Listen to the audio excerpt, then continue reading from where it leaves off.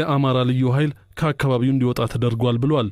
የመከላከያ ሚኒስቴር ትላንት ሐሙስ ጥር 4 2015 ዓ.ም በይፋዊ የፌስቡክ ገጹ ላይ ነው ልዩ ኃይሉ መውጣቱን የገለጸው። የኢትዮጵያ መንግስት በሽረና አካባቢው ከመከላከያ ሰራዊቱ ጋር ተሰልፎ አገራዊ ተልእኮን ሲፈጽም የነበረው የአማራ ክልል ልዩ ኃይል በስምምነቱ መሰረት ከቀጠናው እንዲወጣ ተደርጓል ብሏል። በሰሜን ኢትዮጵያው የእርስ በርስ ጦርነት የኤርትራና የአማራን ጨምሮ የክልል ልዩ ኃይሎች ከፌዴራል መንግስቱ ጎን ተሰልፈው ከትግራይ ኃይሎች ጋር ሲዋጉ መቆየታቸው ይታወሳል። የፌዴራል መንግስቱና ህወሓት ለ2 ዓመታት የዘለቀውን ደም አፋሳሽ ጦርነት በዘላቂነት ለማቆም በደረሱት የሰላም ስምምነት የህወሓት ተዋጊዎች ትጥቃቸውን በመፍታት ለፌዴራል መንግስቱ ሰራዊት እንደሚያስረክቡና ከፌዴራሉ መንግስት ውጭ ያሉ ኃይሎች ከትግራይ እንዲወጡ መስማማታቸው ይታወቃል። በዚሁ መሰረት የትግራይ ኃይሎችን ትጥቅ የማስፈታት ተዋጊዎችን የመበተንና መልሶ የማቋቋም ስራው በዚህ ሳምንት በይፋ መጀመሩ ተዘግቧል። በዚህ ጦርነት ከፌዴራል መንግስቱ ጎን ተሰልፈው ሲዋጉ የነበሩት የጎረቤት ሀገር ኤርትራ ሰራዊት አባላትም ከክልሉ የመውጣት እንቅስቃሴ እያደረጉ እንደሆነ ከሳምንት በፊት ነዋሪዎች ለቢቢሲ ተናግረው ነበር። የሽረና አክሱም ከተማ ነዋሪዎች የኤርትራ ወታደሮች እንቅስቃሴ መኖሩን መመልከታቸውን ሲገልጹ፣ ሌሎች ደግሞ ወታደሮቹ አሁንም በከተሞቹ ዙሪያ እንደሚገኙ ይገልጻሉ። ከባድ ሰብአዊና ቁሳዊ ኪሳራን ባስከተለው ጦርነት ሲፋለሙ የቆዩት ሁለቱ ኃይሎች ጦርነቱን ለማቆም የሰላም ስምምነት ከደረሱ ወዲህ ከፌዴራል መንግስቱ ውጭ ያሉ ኃይሎች ከትግራይ አካባቢዎች መውጣታቸው በይፋ ሲገለጽ ይህ ለመጀመሪያ ጊዜ ነው። ለአማራ ልዩ ኃይል ሽኝት ተደርጓል በተባለለት ዝግጅት ላይ የጦር ኃይሎች ምክትል ጠቅላይ ኤታማዦር ሹም ጀነራል አበባው ታደሰና የእዝ አመራሮች ተገኝተዋል ተብሏል።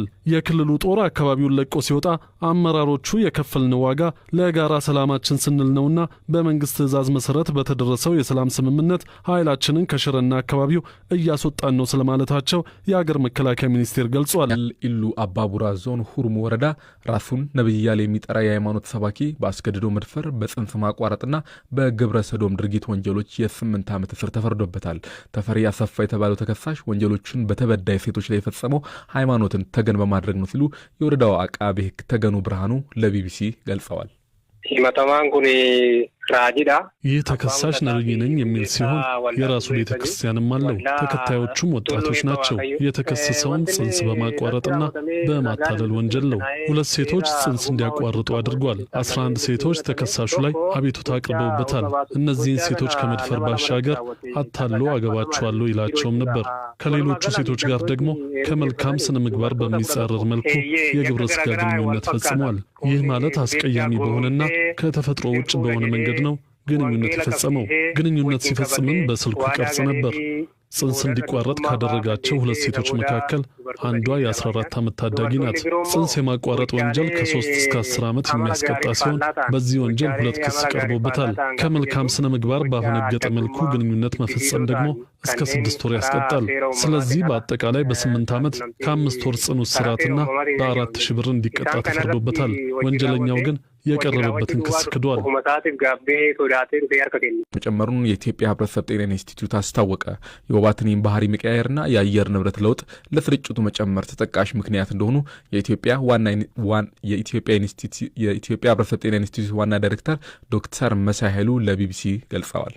የወባ ስርጭት በተለይ ከሰሃራ በታች ባሉ አፍሪካ ሀገራትም ከዚህ በፊት ወባማ በሆኑ አካባቢዎች መጨመር ሁኔታ አለ።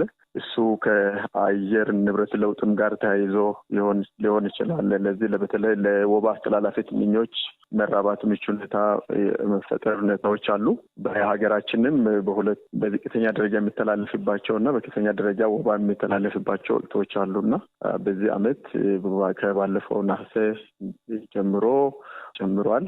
የትኞቹ ክልሎች ላይ ስርጭቱ ከፍ ብሎ ታይቷል? በተለይ አማራ ክልልም፣ በኦሮሚያ፣ በሲዳማ ክልል በእነዚህና በደቡብ ምዕራብ ኢትዮጵያ እና በደቡብ ኢትዮጵያም ተከስቷልና በእነዚህ ክልሎች ነው። በሁሉም ቦታ ላይ አይደለም። በእርግጥ ወባማ ወረዳዎች እና በተወሰኑ ወረዳዎች ነው ከፍተኛ ደረጃ ጨምሮ ነው። ቅድም ጠቅሰውልኛል አንድ የአየር ንብረት ሁኔታ አለ። ሌሎች ምክንያቶች ምንድን ነው? ወባ ከፍ እንዲጨምር ያደረገው ነገር ምንድን ነው? አንዱ ነው። ሌላው በረጅም ጊዜ ወባ በኢትዮጵያ ውስጥ በተሰራው መጠነ ሰፊ ስራ ቀንሶ ስለነበረ በህብረተሰቡ በተለይ በመከላከል ስራዎች ላይ መዘናጋት ታይቷል። በተለይ በታችኛው መዋቅር በጤና ኬላዎች አካባቢ የሚሰጠው የወባ መከላከልና ቁጥጥር ስራዎች ላይ የመዘናጋት ክፍተቶች አይተናል። በዚህ ደግሞ ግጭት ባሉባቸው የጤና ችግር ባሉባቸው ቦታዎች አካባቢ የጤና ተቋማት በተገቢው ሁኔታ አገልግሎት ካለመስጠት ጋር ተያይዘው እሱም አንድ ምክንያት ሆኖ ለመጨመሩ አስተዋጽኦ አድርጎ ሌላው የህብረተሰቡ ለምሳሌ የአጎበር አጠቃቀም ላይም እንደዚሁ ክፍተቶች ታይተዋል እና በተባለው ልክ እና ሪከመንድ በሚደረገው ልክ ያለመጠቀም ሁኔታ ታይቷል እና አጠቃላይ እነዚህ የወባ መከላከያና ቁጥጥር ስራዎችን በሚመለከት ከህብረተሰቡ ዘንድ ያሉ ክፍተቶች ናቸው። ሌላው የሞስኪቶ የዚህ የወባ አስተላላፊ ትንኝ ባህሪ መቀያየርም ሁኔታዎችን አይተናል።